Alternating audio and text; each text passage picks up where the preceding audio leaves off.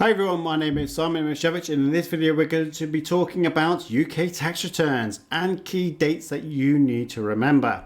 So let's get into it. Before we do though, if you're looking for UK tax calculators which are free and ready for you to use, then you feel free to use that QR code and get using those today.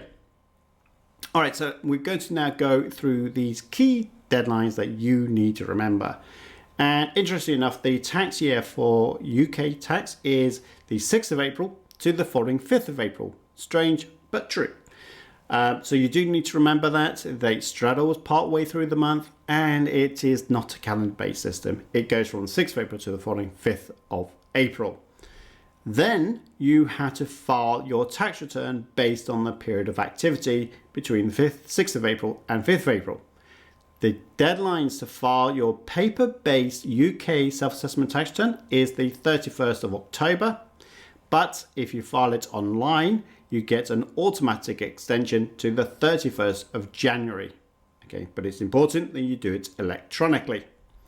And then finally, you have the payment dates. Now, typically, if you look back to the historical time and you have taxes to pay on that, you will have to pay your taxes on the same end deadline, which is the 31st of January.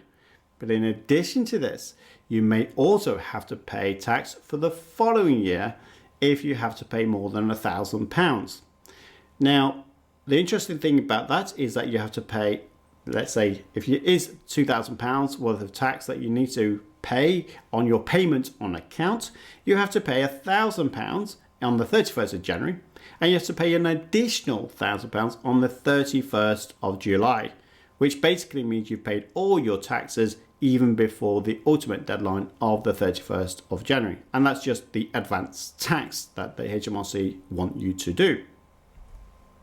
All right, so let's think about the penalties.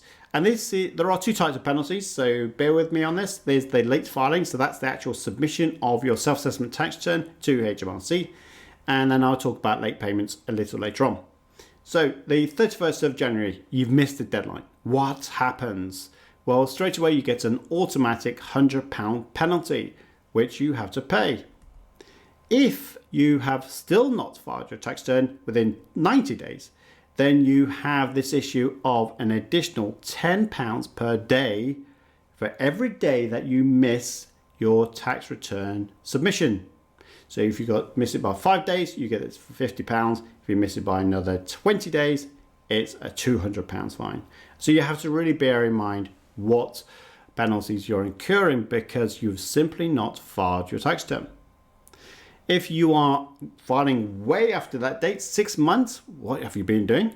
Then there is a tax penalty of £300 or 5% of the tax outstanding, which is ever the highest as well. It's not the lowest of or an average. It's looking at the highest of the £300 or the 5% tax, and that's for 6 months or after. If you are still not filed your tax return 12 months after the deadline, 31st of January, bearing in mind, there is an additional £300 or an additional 5% on top of all the other penalties that you paid. And again, it's the higher of that £300 or 5%. Do not delay is my answer point to you here. Make sure you file your tax return. What you also need to remember is just simply because you haven't paid your taxes, don't have another penalty for late filing. There are two different penalties. So make sure, even if you're not going to be able to afford to pay it, for instance, straight away, then it's better to still file your tax return and get the penalty not on the filing, but only on the payment. So do bear that in mind. All right, late payments. So you do have another penalty to bear in mind here. The penalty from HMRC will be after 30 days of so we're talking about not paying your taxes all the way up to March, for instance, then you have 5% of the outstanding tax liability. That is going to be basically interest. If you have not, again, paid 6 months later than your submission, then another 5% charge is applied to your account. So now we're talking about 10% in effect. After 12 months, you have yet another 5% penalty on the outstanding tax. You can see how this starts stacking up. So is it better to keep on not paying it or do something differently? Only you can decide. But what I would always say to you is speak with HMRC and discuss a payment plan so that you can pay it in installments over the months that you agree with HMRC, rather than just kind of not doing anything about it. And as I say, don't delay. If you know you have a problem, I want to say vanilla ice, let's solve it. But I won't do that. Too late.